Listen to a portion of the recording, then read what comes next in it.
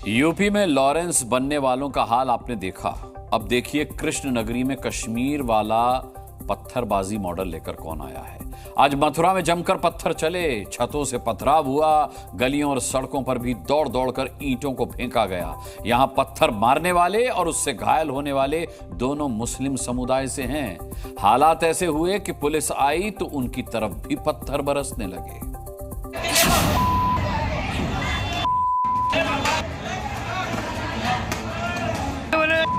पहले अब्दुल ने छत से ईंट चलाई,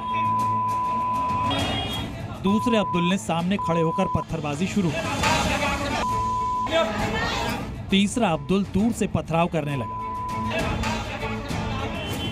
और इसके बाद धक्का मुक्की करने और लठ चलाने के लिए दोनों तरफ से भाईजान की पूरी टीम आ गई। मथुरा में मुस्लिम समुदाय के दो पक्ष आपस में भिड़े। यहां मारने वाले और मार खाने वाले दोनों ही भाईजान हैं। वजह क्या थी आगे बताएंगे, पहले तस्वीरों में पूरी खबर देखिए और समझिए। छत पर खड़े इस पत्थरबाज को देखिए। इसने पहला पत्थर चलाया पर इतना काफी नहीं था, फिर से अपनी छत पर और पत्थर ढूंढने गया। कुछ सेकंड के बाद वापस आया। इसके हाथ में दो ईंटें थी और इसने एक के बाद एक दूसरी ईंट को मिसाइल बनाकर फेंक दिया।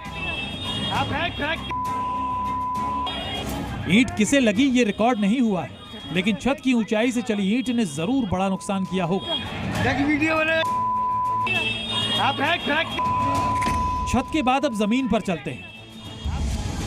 जब बड़े पत्थर चलाएंगे तो बच्चे पीछे क्यों रहेंगे। ये बच्चा सामने खड़े होकर दनादन फुल स्पीड से पत्थर चलाने लगा। इसने पहला पत्थर चलाया, फिर आगे बढ़कर हमला किया। इसका दूसरा पत्थर सीधे वीडियो रिकॉर्ड करने वाले को लगता, पर उसकी किस्मत ठीक थी, इसलिए दीवार से टकराकर रुक गया।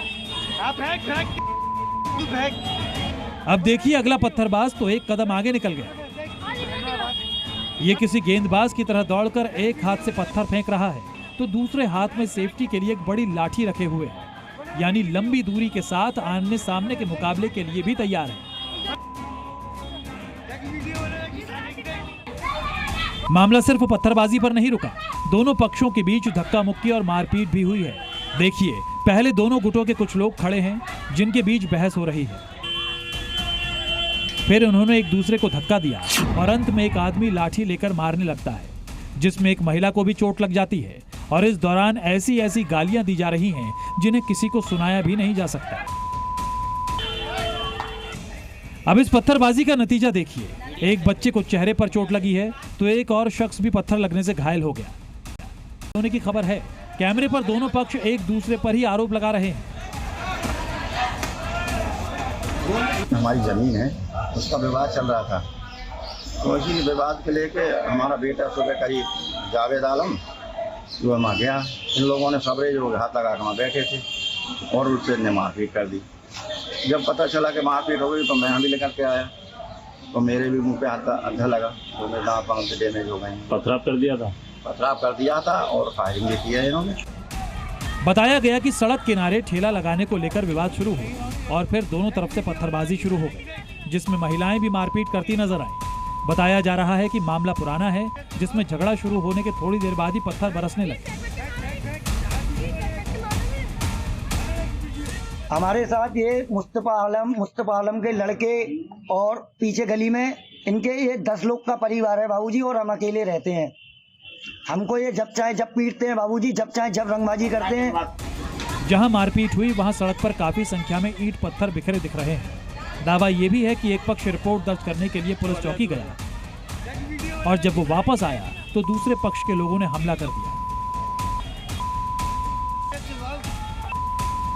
कि आपस में रोड पर ढकेल लगाने के लिए ही इनका आपस में कोई विवाद पहले चला रहा है। आज सुबह इनकी आपस में मारपीट हो गई है और उसमें पथराव कर दिया है। जो लोग इंजर्ड है उनको हॉस्पिटलाइज कर दिया गया है।